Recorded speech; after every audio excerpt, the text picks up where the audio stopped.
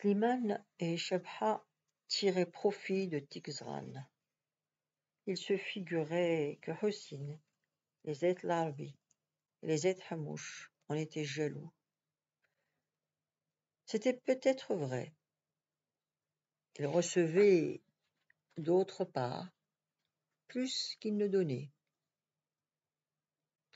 Ammar était heureux d'aider son oncle, de lui prêter de l'argent, de le faire bénéficier de la paire de bœufs.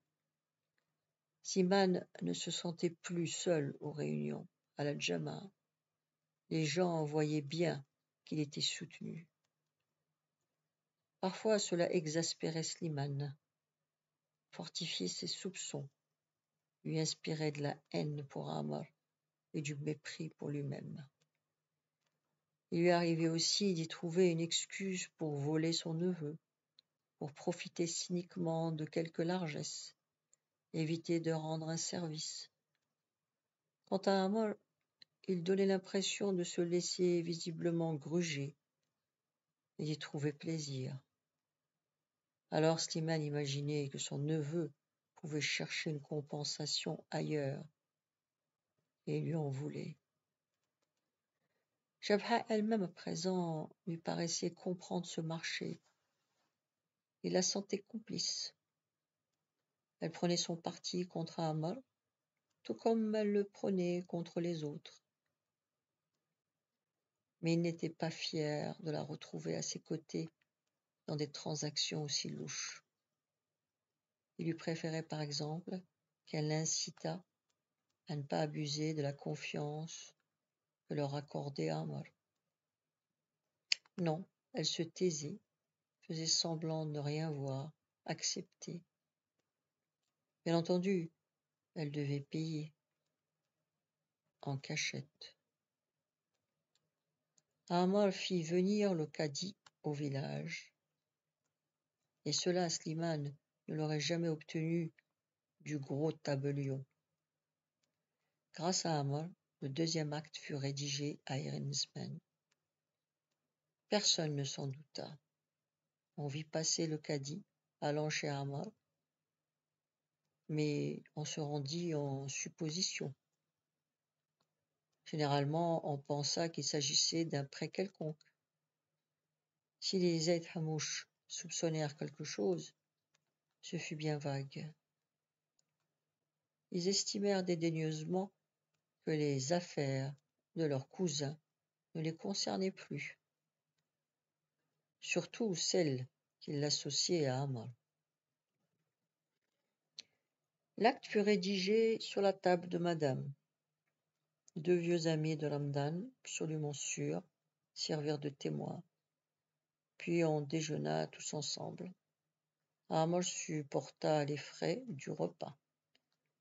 Et Masmina le combla de bénédictions.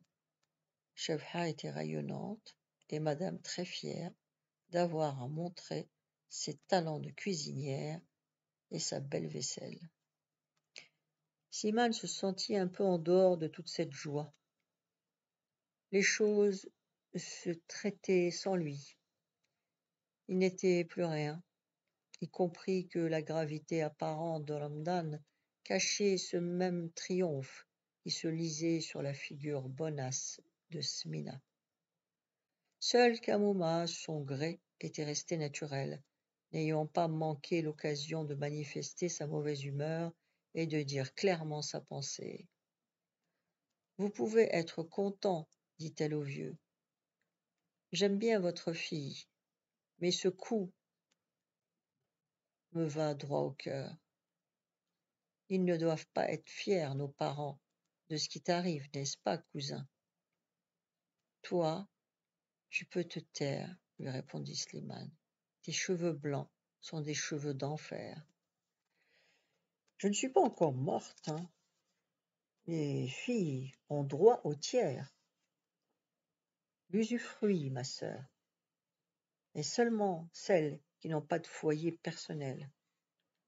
En tout cas, tu fais deux victimes, dit-elle en se tournant vers madame. Tu n'as droit à rien, entends-tu? À rien. J'ai tout hérité de mon oncle Ali. Il avait tout en main, Tu es prise, hein?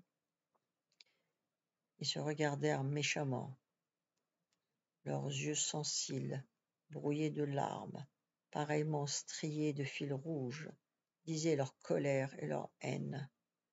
Amar éclata de rire, et tous les autres se mirent à les exciter pour s'amuser de leur dispute.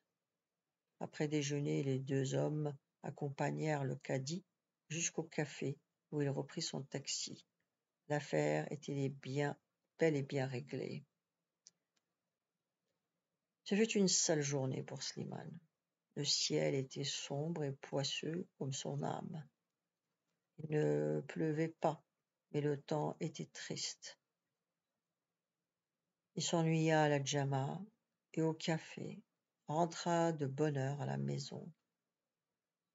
Chebha préparait son couscous. Pour éviter de la regarder, il s'installa sur la natte, loin du foyer, et somnola adossé au mur. La femme ne s'occupait pas de lui. Elle s'activait trop fébrilement. C'était une impression. Elle semblait avoir hâte d'en finir. Il voyait cela à quelques gestes d'humeur, à certaines précipitations qu'elle mettait à ranger les ustensiles ou à attiser le feu. Il crut comprendre qu'elle était pressée, mais il ne se posait pas de questions. Rien d'anormal après tout. Mais quand elle lui parla, il cessa de somnoler, eut comme une vision furtive de ce qui l'attendait, et se mit à penser malgré lui au vieux mendiant. De nouveau les paroles lugubres tintèrent dans sa tête. Que Dieu éloigne les catastrophes, ma fille. Tu vois, dit Chebha, tout est prêt. Il n'y a plus qu'à surveiller la couscoussière, mon homme. Tu la retireras lorsque la vapeur commencera à monter. Tu t'en vas? Oui, un saut chez ma mère pour lui faire le lit. Je passerai peut-être chez Kamuma, que je ramènerai. Quelques minutes, vois-tu, hein? Je m'en vais. Elle trépignait et bredouillait. C'était alarmant. Elle tremblait peut-être et rougissait dans la pénombre. Il le sentait. Et la voix du vieux vagabond ponctua les dernières paroles de Chebha. Dieu, la catastrophe. Slimane se vit seul devant la couscoussière juchée sur la marmite. Il attendit, morose, que la vapeur commençât à sortir. Prit la couscoussière posément, la passa de côté, recula le tisson de dessous la marmite, puis se leva machinalement et sortit dans la cour, où il resta indécis pendant un instant. Il était las et triste. Il eut envie de rentrer, d'allumer la lampe, de s'allonger sur la natte, d'attendre qu'elle revînt. Ah, ne pas voir passer cette vieille charogne de Kamuma, pour n'avoir pas à lui rendre son bonsoir. Une idée s'imposa à lui. Il fallait partir, les rencontrer dans la rue. Dans la rue, il n'y avait rien. Il évita la Jama, prit le petit sentier entre les orties, le chemin des femmes, qui longe les murs d'enceinte à travers les jardinets. C'était le chemin dérobé pour aller chez Kamuma. Il y avait éclair de lune, mais le ciel était toujours brouillé. Parfois, le croissant imprécis et boursouflé parvenait à percer entre deux nuages sales. Ensuite, il se précipitait sur l'un d'eux pour s'y dissoudre, puis il réapparaissait encore. Slimane parvint à longer les orties sans difficulté.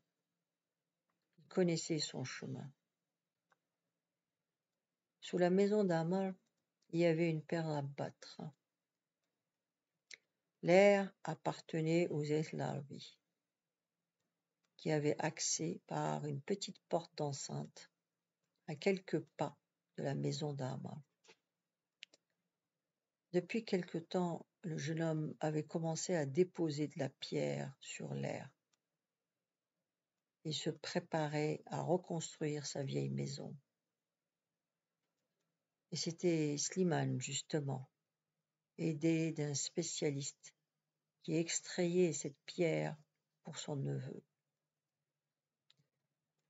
Slimane avait la charge de surveiller le carrier et les porteuses. Il était payé comme le carrier. Amal comptait beaucoup sur son oncle pour l'aider de ses conseils et de ses bras, car ce n'était pas une petite affaire que de construire.